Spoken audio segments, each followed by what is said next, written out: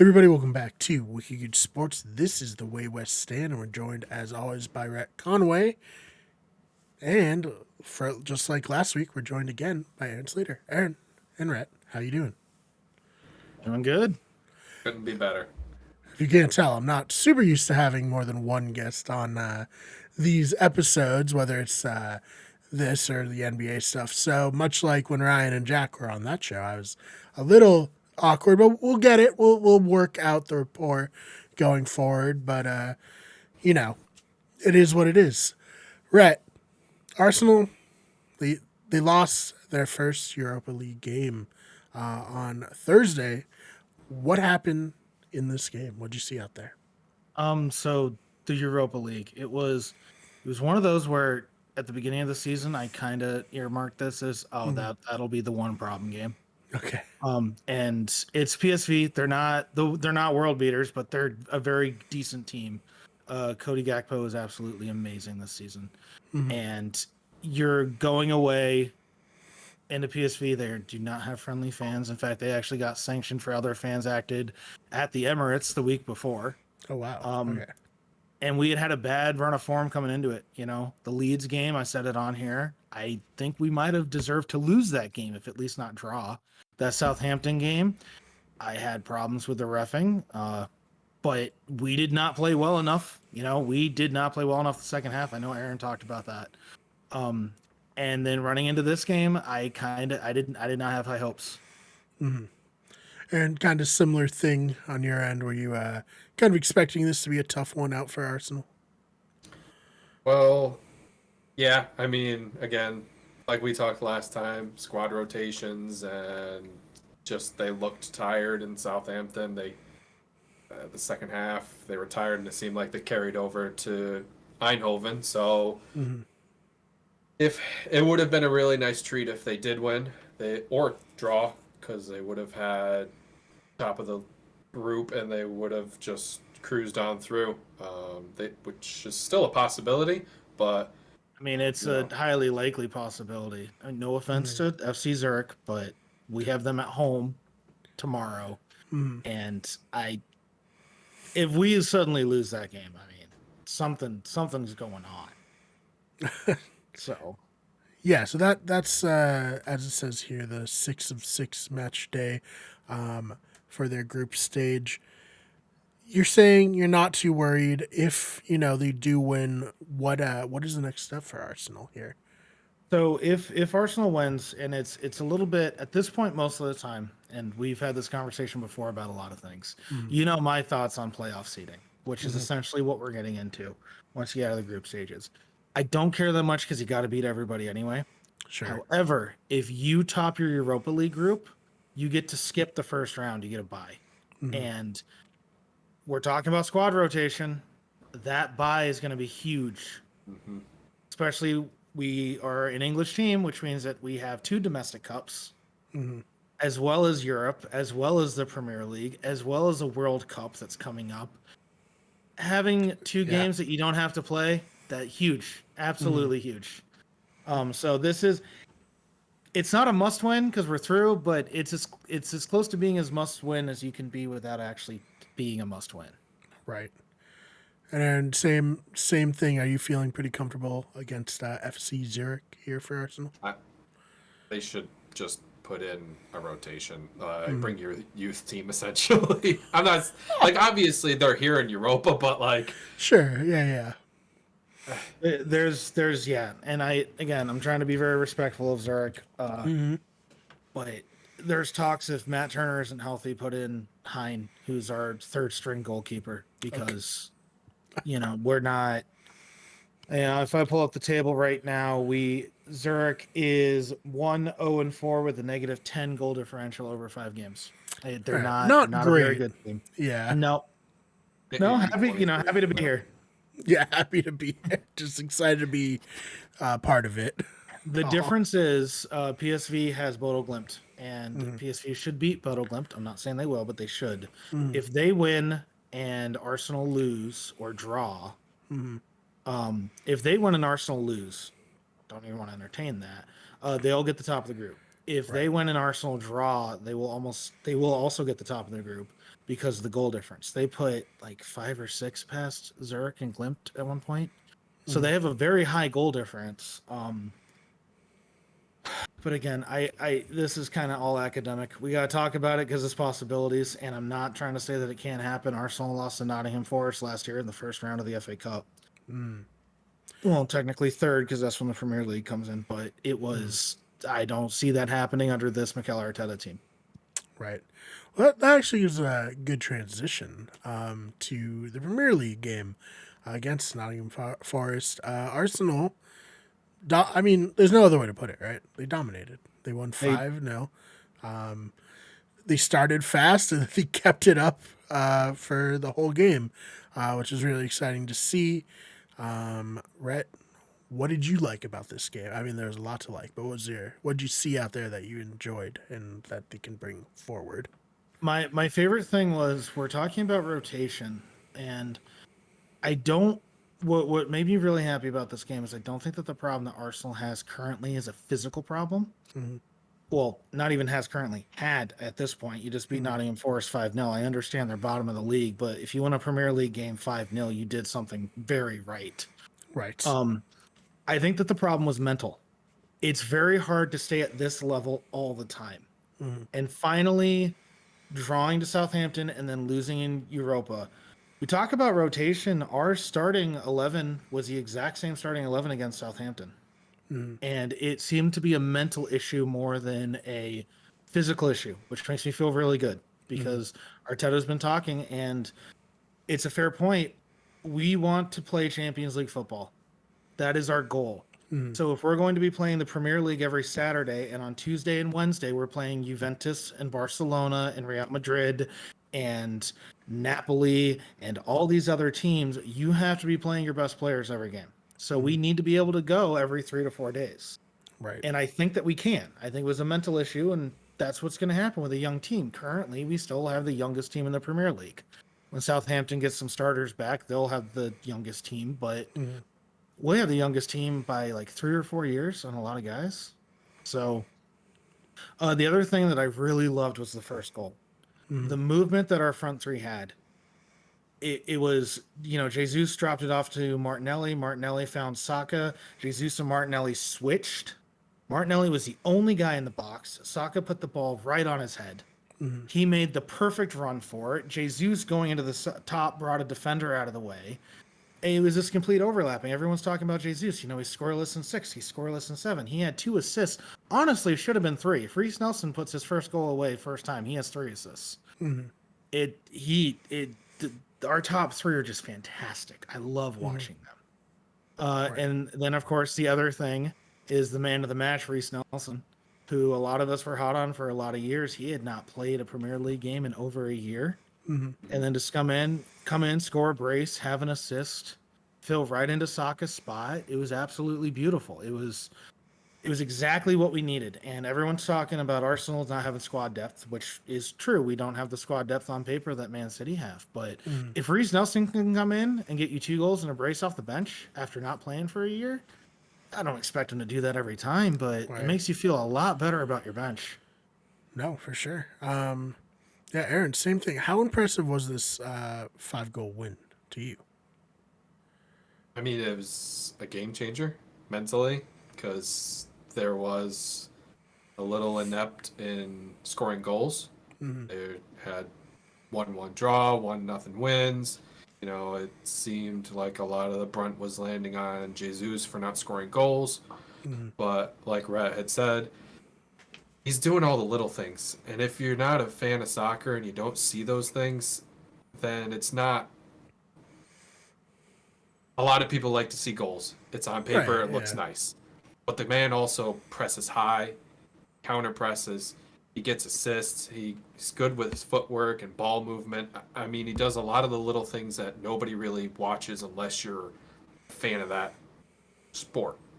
So to be able to have him get the couple assists, I think will start to avalanche into goals, and you're going to be people will be happier seeing the goals. But it was a great game for Arsenal. Movement was well. They pressed well. There were maybe a couple shaky parts where there was a giveaway in their own box. I I can't quite remember off my head, but it was cleared away. It was handled well. It wasn't too much after that. It was pretty much one-way traffic for Arsenal. They just handled who they had to handle. Mm-hmm. Well, Yeah. one thing to touch on the Gabriel Jesus thing, I think the reason why he's under such a microscope right now is because he left Man City because he always played in the wings, and then he comes to Arsenal and he's going to be the number 9. He's the number 9. He's going to be the number 9, and your number 9 is supposed to score you goals. Everybody knows that, right? And it's like, well, your number 9 needs to be involved in goals. I don't really care who's actually finishing it, as long as he's the one involved. I mean, I remember, and he feels the same way. Earlier in the season, Martin Odegaard took a goal right off his foot, and Jesus celebrated with him and was happy because the ball's in the back of the net, and that's all that matters. And of course, I Right. called Reece Nelson the man of the match. I'm on the Premier League website right now. Gabriel Jesus was voted the man of the match on that. So plenty of people see it. I think the other thing that I've been hearing about a lot, everyone loves to talk about our strikers. Is Jesus going to be enough? Is Eddie Nketiah going to be enough? And people are saying, I don't see Arsenal holding on with, just those two as the strikers without a true number 9. I'm not saying we're Man City, but Man City won the Premier League last year without a true number 9. The way teams score goals is evolving. It always does. It evolves constantly. In the mid 2010s, it was the tiki-taka Barcelona way of scoring goals, and they seem to put 5 past everybody. And now you're seeing this more wing play style and overlap style that's coming in that's confusing to defenders. And then defenders will figure that out, and it will evolve again. But at this point, I think Aaron also said it perfectly. You score 1 goal a game for so long, and you start to go, have we forgotten how to score? Do we know how to do this? So then to put Right. 5, it's very big. Yeah, and so obviously Arsenal now 31 points already. What does this mean as an Arsenal fan to be at this point in the season? Obviously, there's going to be a break soon, but they're hot right now. They've won 4 of their last 5. The other one was a draw. As an Arsenal fan, what does it mean to be in this position right now? It's cloud 9. No one thought we'd be here. We all thought we'd be better. Sure. And no one thought we'd be here. It's the best start to a Premier League season that Arsenal's ever had. And only one team that has scored this many points since the Premier League started, which, again, Premier League does not mean top of the league. It means Premier League. The Premier League started 92, 93. So basically our lifetimes. But only one team that's had this many points through 12 games has not won the Premier League. Okay. And you're So seeing we're that gonna stat get knock thrown on around some a wood lot. here. Yeah. Yeah. 2 things. Number one, this is of that stat and of those teams, I think there's 7 teams in total.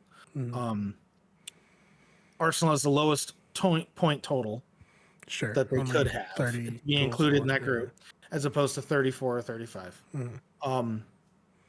The other thing is this is the closest the second place team has ever been to that team, and the second place team is Man City. Right. It's one of those. I don't think they're better coached.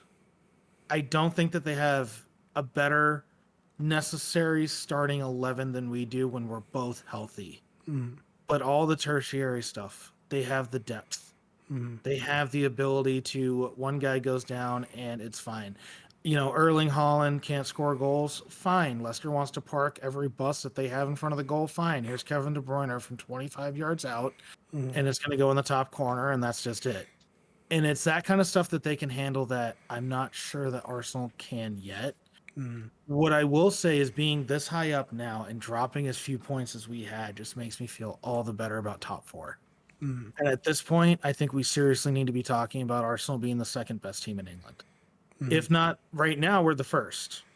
Right now, the way we're playing, the way we're handling everything, we're the best team in England. Over the course of the season, I think that we're going to prove to be the second best team in England, which is going to be a lot better than where we've been and higher than most people thought.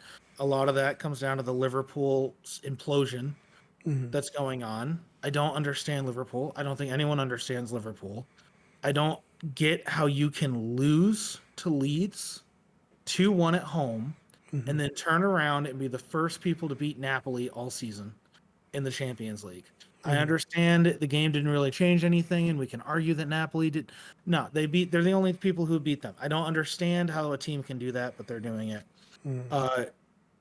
Chelsea is looking lost. They did not look good against Brighton. I think they're going to turn it around. I think they're going to do better. I question Kai Havertz over Aubameyang as their striker. And then, Man United could probably really turn into something. They could. And they go on a run. But at this point, you have dropped points. And you got to make those points up somewhere. And the only way you can actually make up those points is if Arsenal starts dropping, which they very well might. But now we have the cushion. And of course, the elephant in the room I haven't said is Spurs, who have also had the best start to a Premier League season that they've ever had. But they're sitting 26 points through, I believe, 13. 13, yeah. Yeah. So we have a game in hand, and we are 5 points ahead. That's not a whole lot. That's 2 bad games, and they're ahead of you. But we have a game in hand, and I don't know. I don't trust Conte, but Conte has done this before with teams just like this and won the Premier League, so I'm not going to not trust Conte. Sure. Aaron, do you kind of feel the same way? Arsenal, best team in the league right now in did you say Europe or did you say England? You said England, right? Yeah, okay. Best team in England, Napoli, not in right Europe. now, Yeah. Napoli is the best team in Europe. Okay. Yeah. But yeah, Aaron, do you kind of feel the same way? I mean, it's hard to not agree with that. The paper says they're first, so Right. But City is a dominant force. They have somebody gets injured, they'll step up, figure out a way to score goals. Like Rhett alluded to, Arsenal squad depth. It's not quite there, but that's something that can happen over time with their youth system, with going out and getting transfers, either in the winter, depending on where you sit, or next summer. But there's still a lot in play in this season. It's still very young. It's going to be, I think, really, it's going to be within 3 points for the top 3 teams, honestly. There are a lot of teams that are either misfiring right now and could pick up, like he had mentioned, and there's still, your people that are hanging around, like City and Tottenham. But right now, Arsenal's firing away, and I don't see it stopping right now. All right. So 2 points I want to follow up on with that, Aaron. Yes. One, we talk about City scoring goals, and they absolutely can. And a lot of guys look at goal difference. You look at goal difference, you look at expected goals, and your expected goal difference, and that should let you know who the better team is.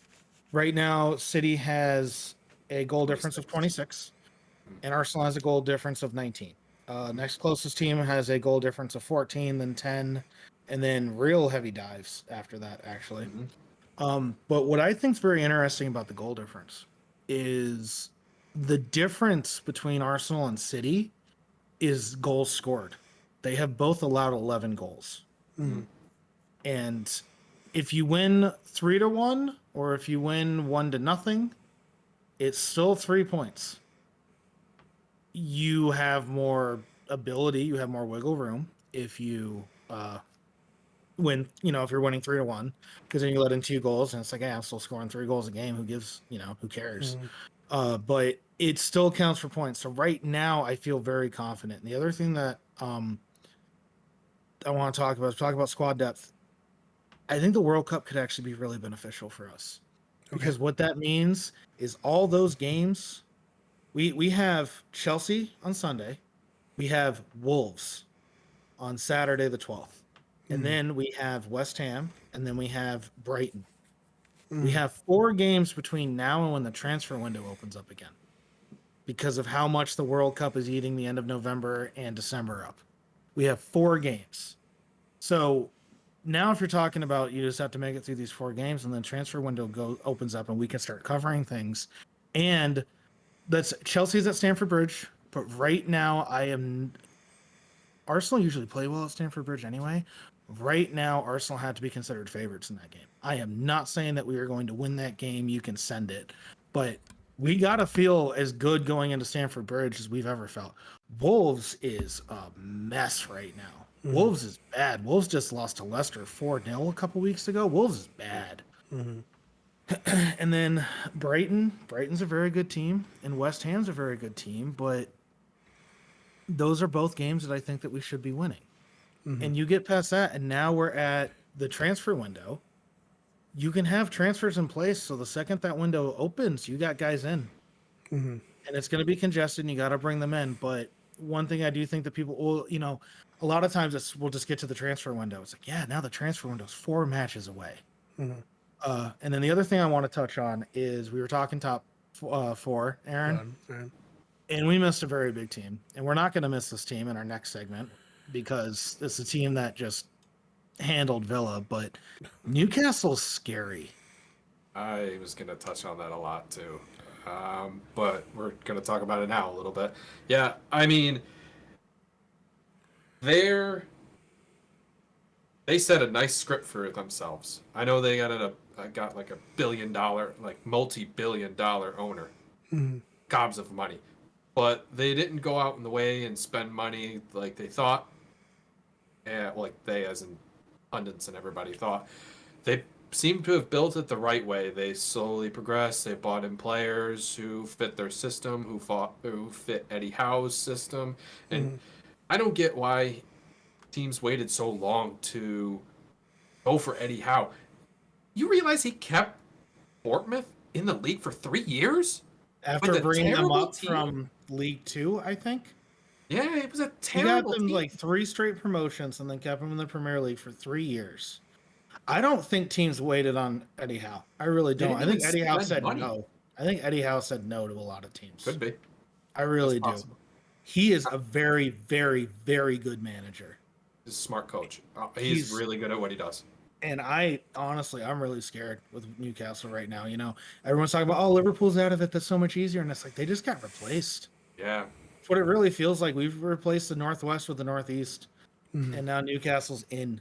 But like I said, we'll touch on that more when we do our Aston Villa segment. But I don't want someone's going to watch this and be like, they forgot about Newcastle. We didn't forget about Newcastle. We're just not used to thinking about them.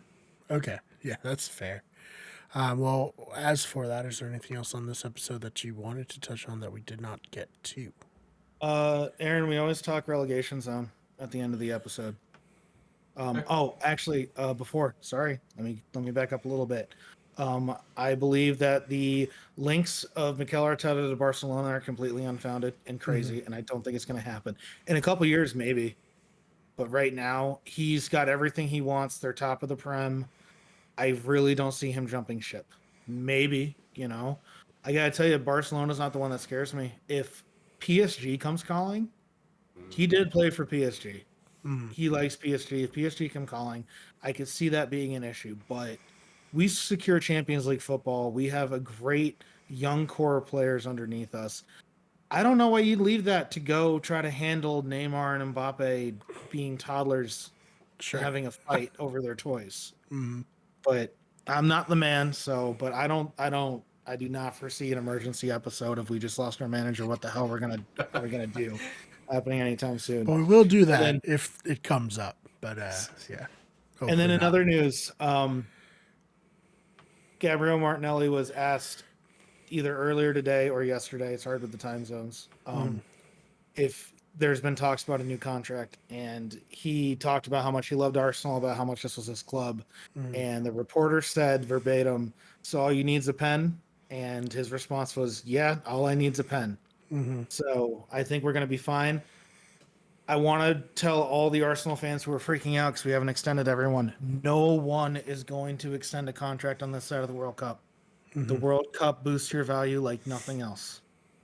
Aaron will remember Jaime Rodriguez off of essentially 2 wonder goals, suddenly being a Real Madrid player and never living up to the potential. But if you do it in the World Cup, it's like doing it in the Super Bowl in the NFL. I was about You to say, show like, up in the playoffs or Super Bowl. Imagine if a fat free contract. agent defensive end had 7 sacks in the Super Bowl. Like Yeah. he would just get paid $100 million a year the next year. It's that kind of thing. So I think we have ideas in place. I think that we're close. I know we've been talking to a bunch of guys because it's been reported on by guys I trust like Ornstein and Watts and all of them. But I would not expect anyone to sign. Now, I don't know if Martinelli is going to go to the World Cup with Brazil. And if he doesn't, I would expect in the middle of the World Cup break a announcement of, I've extended. So we'll see. We know we like him. We like all the Gabbies. We already extended Big Gabby. Now we need to extend Martinelli and Medium-sized then Gabby? yeah, medium size.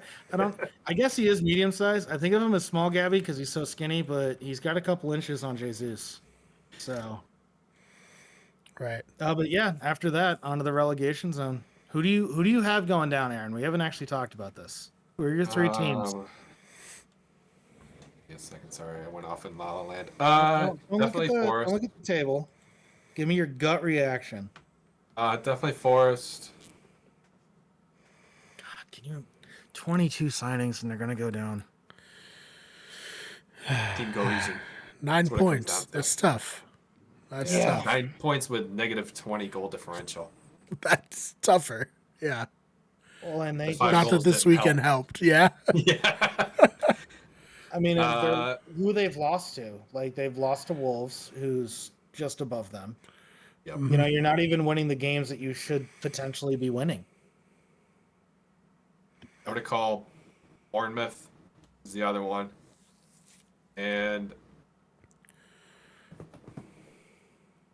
wild card, Southampton. Interesting. I think the Wolves will somehow pull themselves off bootstraps and figure a way out like they normally do. They're a grind team. Southampton, Southampton's a grind team. At least they grinded against Arsenal. they're really both grind teams now that after I said that. My problem with Wolves is I think that them getting rid of their manager and still not having a replacement for him that's a mess. That is a really, really bad place to be. And their only win in the last 5 is against Forest.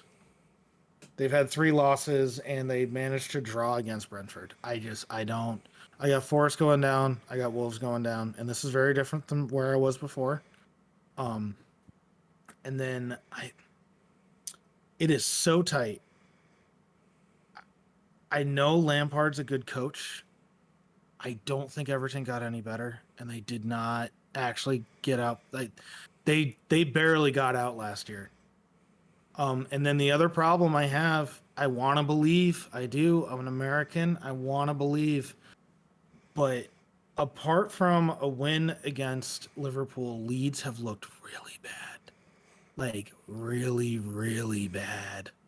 Which is strange because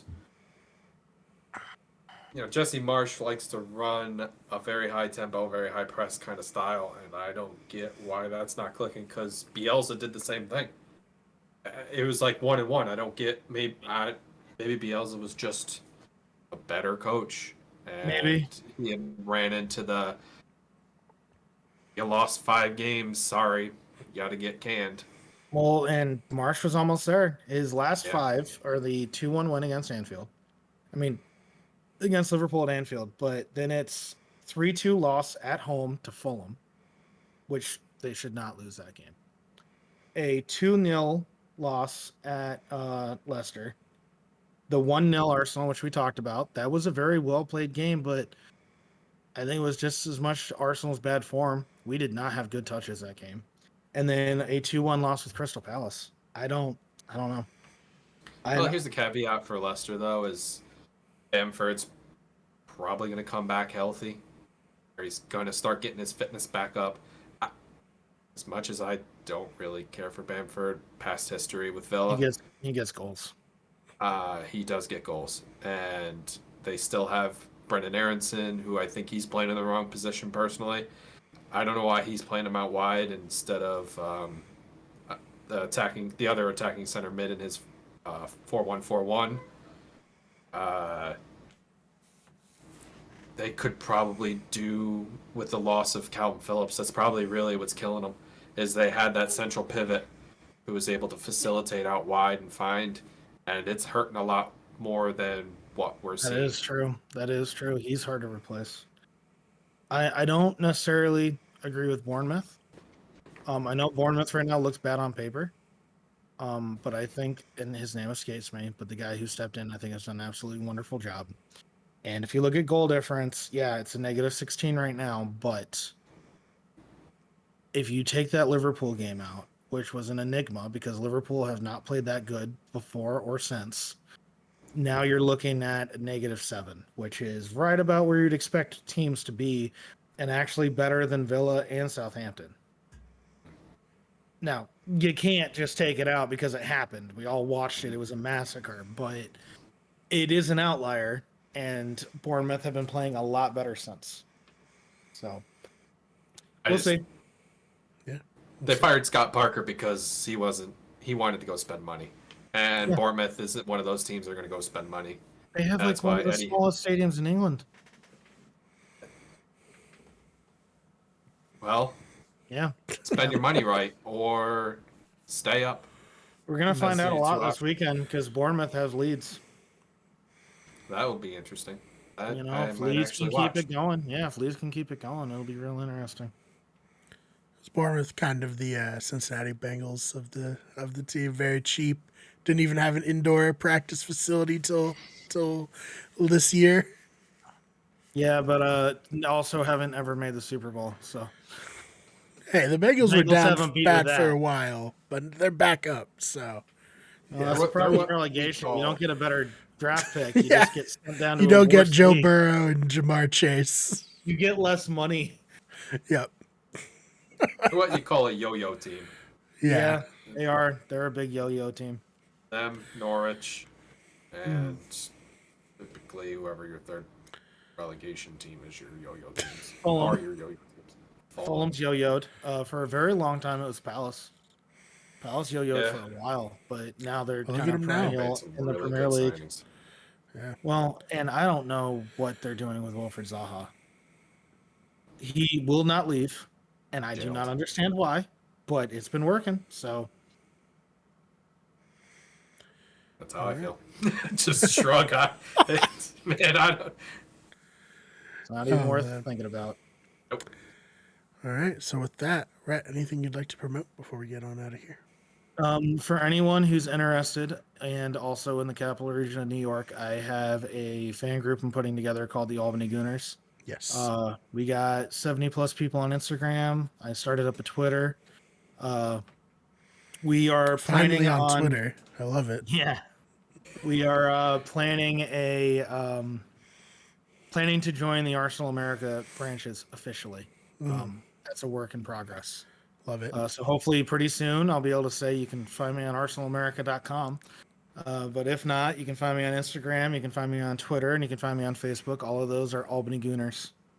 Apart from that, you can find me here, and pretty soon we're going to get back to it. You can find me on Show Saving Throw on the main channel. Yeah. It's in production right now, so it's not out yet, but we're getting there. And that, of course, the main channel is youtube.com/wickedgoodeverything. Aaron, anything you'd like to promote before we get on out of here? Just the Villa, baby. Villa, watch us there too. Yes, the Villa. We are gonna record it right after this, but for you, it's gonna come out an hour later if you're watching this right when it comes out. But so stay tuned and follow us there. You can follow the channel on Twitter at WickedGoodSport or WG Everything, Instagram Wicked Everything, Twitch at twitch.tv/WickedGoodEverything, and on TikTok, search Wicked Good Sports, search Wicked Good Everything. You can also follow me on Twitter at TheFakeBMar, BMARR. I know everyone's worried Elon Musk is ruining Twitter, but I will be there till the bitter end. I joined in 2007. You have to drag me out of that burning nightclub before I leave of my own volition. So thank you so much for watching. You guys, thank you so much for your time, and we'll see you all in the next one.